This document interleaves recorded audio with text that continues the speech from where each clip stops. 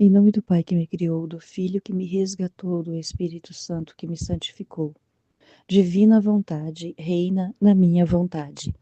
Ó minha mãe, eu te amo e tu me amas. Dai-me um gole da vontade divina, a minha alma. Me abençoa, Mãe, para que todas as minhas ações sejam feitas diante dos vossos olhos maternais. Amém. Suprema Majestade, eu venho em sua vontade divina, em nome de todos, do primeiro ao último homem que existirá na terra, para dar a ti as homenagens que tendes direito, as adorações, os louvores, o amor, as reparações por todos e por cada pecado. Venho, Senhor, na sua divina vontade, dou-te a minha vontade humana, por meio do Imaculado Coração de Maria, que possui todos os dons e os frutos da divina vontade. Dai-me, Senhor, então, a tua divina vontade. Vem, ó divina vontade, nesta ação que eu estou a fazer, e em todas as ações que eu farei durante este dia. Amém, fiat. Vinde, Espírito Santo, vinde por meio da poderosa intercessão do Imaculado Coração de Maria, vossa amadíssima esposa e nossa mãe. Amém. Então, continuando a meditação do Livro do Céu, volume 1, capítulo 19. A vítima inicia a fazer o seu ofício, ligando-se às penas de Jesus Cristo, adornado com a coroa de espinhos, em reparação dos pecados, especialmente a soberba. Começa a iniciação de Luísa. Inanição de Luísa. Poucos dias depois do que foi dito anteriormente, senti de novo perder os sentidos. Lembro-me que no início, sempre que isso me acontecia, eu achava que poderia deixar a vida. Quando perdi os sentidos, Nosso Senhor voltou a fazer-se ver com a coroa de espinhos na cabeça, jorrando sangue, e dirigindo-se a mim disse: Filha, vê o que me fazem os homens? Nestes tristes tempos é tanta a soberba que infestaram todo o ar, e é tanta a peste que por toda parte se espalha, tanto que chegou até o meu trono império. Fazem de tal modo que eles mesmos fecham a si o céu. Os miseráveis não têm olhos para ver a verdade, porque estão ofuscados pelo pecado da soberba, com o cortejo dos demais vícios que levam consigo.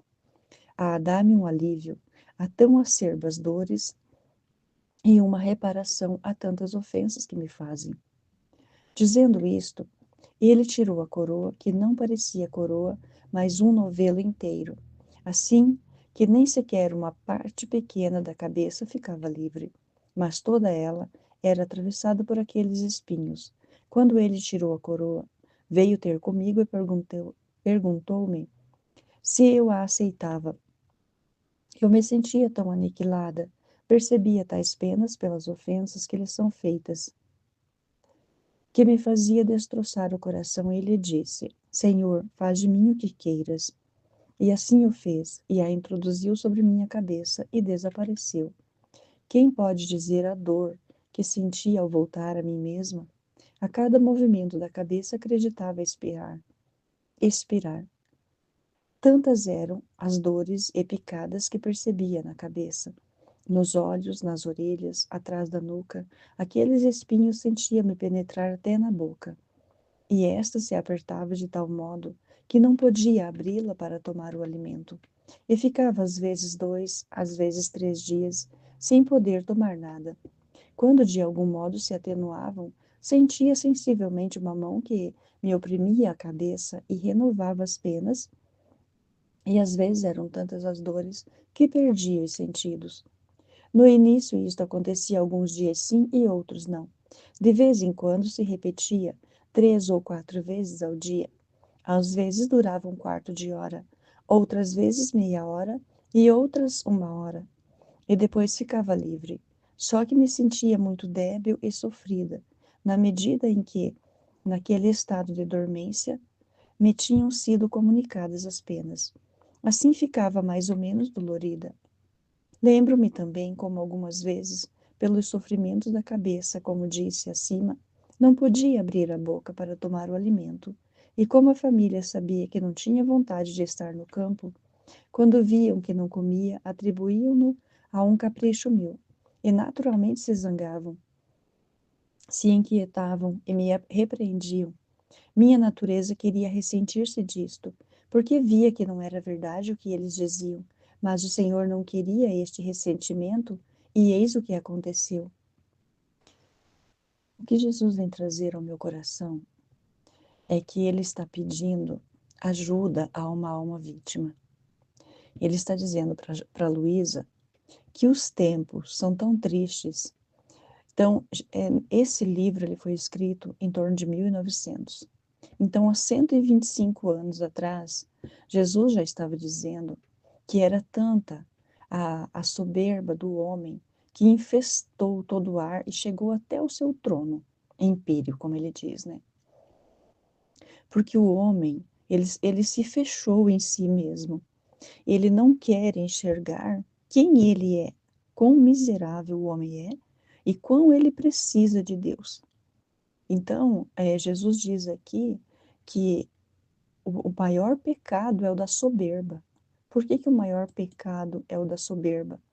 Porque é o orgulho excessivo, é a vaidade, a arrogância, é a pessoa se achar mais do que os outros, superior aos outros.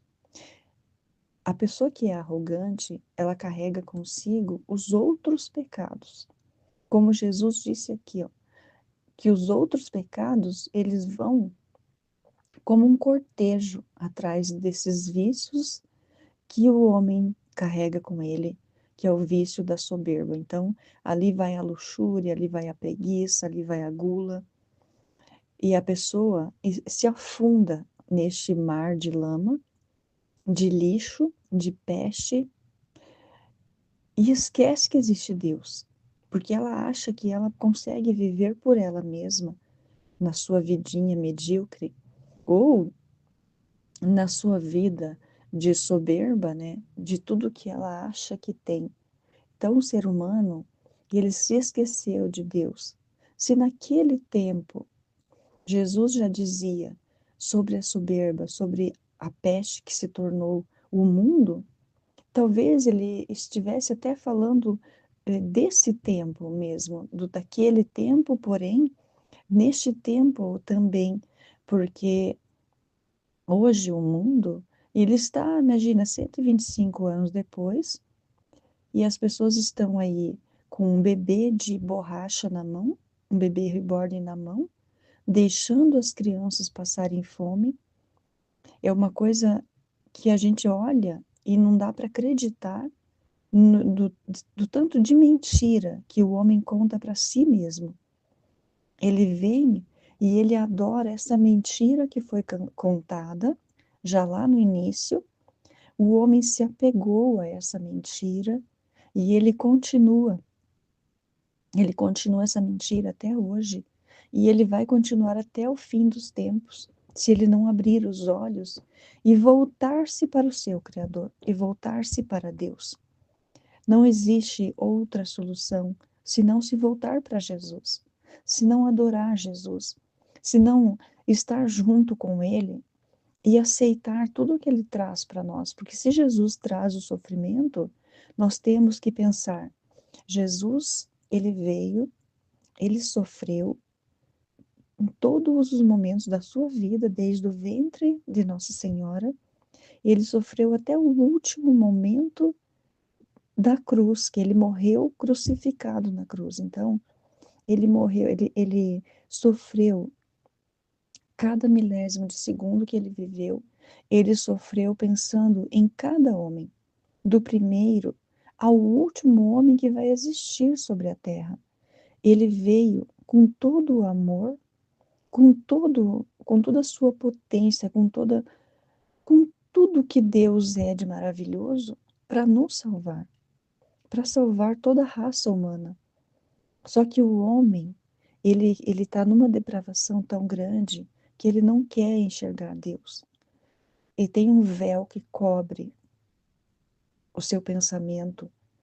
Então, o homem ele prefere a astúcia do inimigo do que se abrir, do que adentrar em Deus, do que mergulhar em Deus e sair dessa soberba que o homem se enfiou. Então, hoje mais do que nunca, O homem, ele não aceita Deus na vida dele. Ele acha que é uma brincadeira. A minha filha mesmo, ela diz para minha netinha que Jesus, ele foi uma história que foi contada. Então é a soberba, é a malícia do homem, onde um pecado leva ao outro, onde um pecado carrega o outro junto. E o da soberba é esse orgulho que o homem tem de não aceitar Deus, de, de trazer para Jesus as dores de não amar a Deus, de não aceitar Deus como nosso Senhor, como nosso Criador.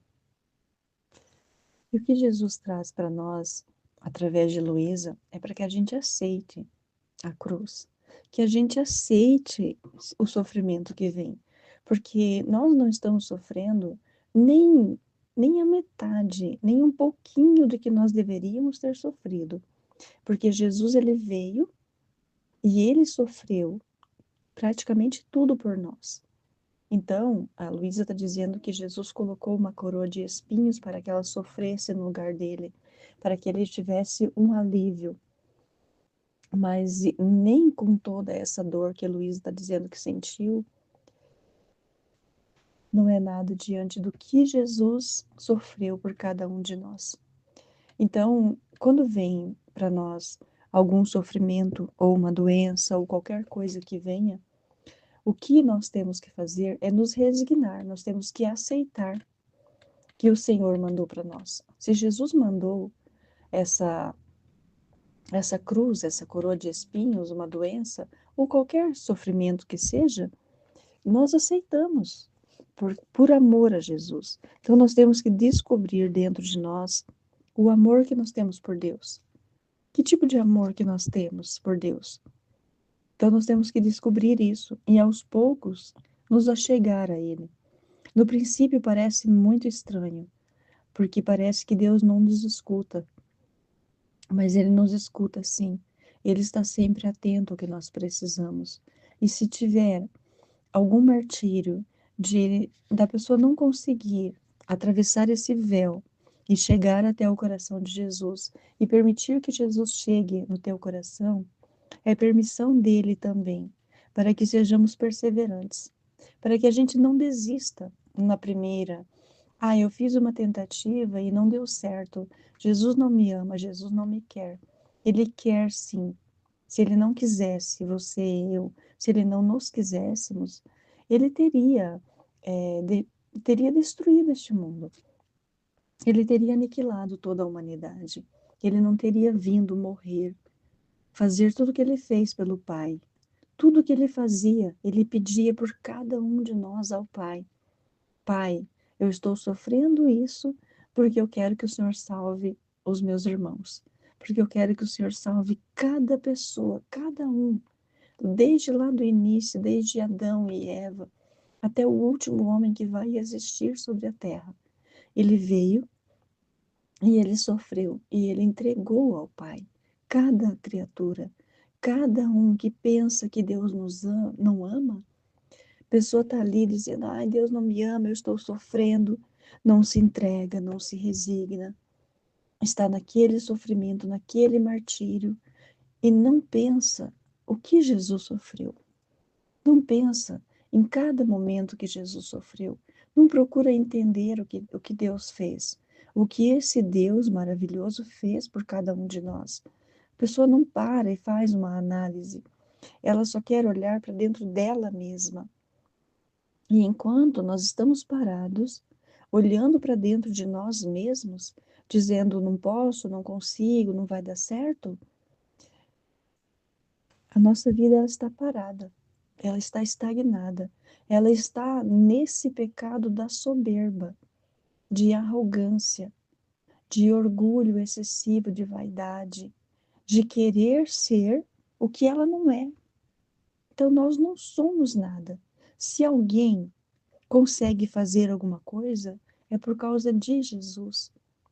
Então, ao que Jesus disse lá atrás, que o pecado da soberba, ele vai carregando outros pecados atrás, que é o apego excessivo a si mesmo, a luxúria, a ira, a gula, a inveja, a preguiça e tantos outros pecadinhos que vão atrás da soberba, sem que a pessoa perceba, ela está num mar de pecado que ela não consegue sair, porque um leva o outro. Mas se ela sair de si mesma, procurar entender o que significa humildade, humus, se se assemelhar a Cristo. Olha o que Cristo fez por nós. Imagine a pessoa se achar mais do que Deus. Ele sendo um Deus acima de tudo, de todos, como que ele pôde vir e se humilhar, vir como pobre, mendigo? Ele veio como um mendigo. Ele veio e ficou na manjedoura. Ele nasceu em uma manjedoura. Ele não veio num palácio. O palácio que ele quer é o nosso coração. Este é o palácio que Jesus almeja entrar no nosso coração, que é o grande palácio de Deus, é o grande palácio onde Deus quer habitar, onde ele quer vir fazer a sua morada. Essa é a morada de Jesus. Não é a terra, não é bens materiais, não é essa soberba do homem. Ele quer o coração, ele quer só o coração do homem, não quer mais nada. Por isso ele veio como um pobre mendigo. Ele veio lá naquela manjedoura. E quem foi lá para adorar ele? Foram os pastores, foram aqueles pobres que estavam ali cuidando das suas ovelhas. Foi ali que Jesus depositou o seu amor, o seu coração. E veio também os reis magos para adorá-lo. Mas aqueles reis ali, eles conseguiram enxergar Deus naquela humildade toda de Jesus. É muito incrível quando a gente se entrega para Ele, Ele vem e Ele fala ao nosso coração. E Ele age no nosso coração. E Ele habita neste palácio, que o nosso coração é o palácio de Deus. É isso que nós temos que enxergar, que Deus habita no nosso coração. Ele não quer saber se você tem uma casa enorme, se você tem um canal com 1 milhão de pessoas. Ele não quer saber de nada. Ele quer saber da sua humildade, do seu amor por Ele. Se você não tem nada, se você mora nas ruas, se você não tem absolutamente nada, mas se o teu coração é de Deus, você é mais rico do que o maior rico que existe na face da terra, porque você deixou o bem mais precioso para Deus. E é isso que é o que mais importa, é isso que Deus quer de cada um de nós. É a nossa humildade, é o nosso amor por Ele. Amém, Fiat. Jesus, eu confio em vós.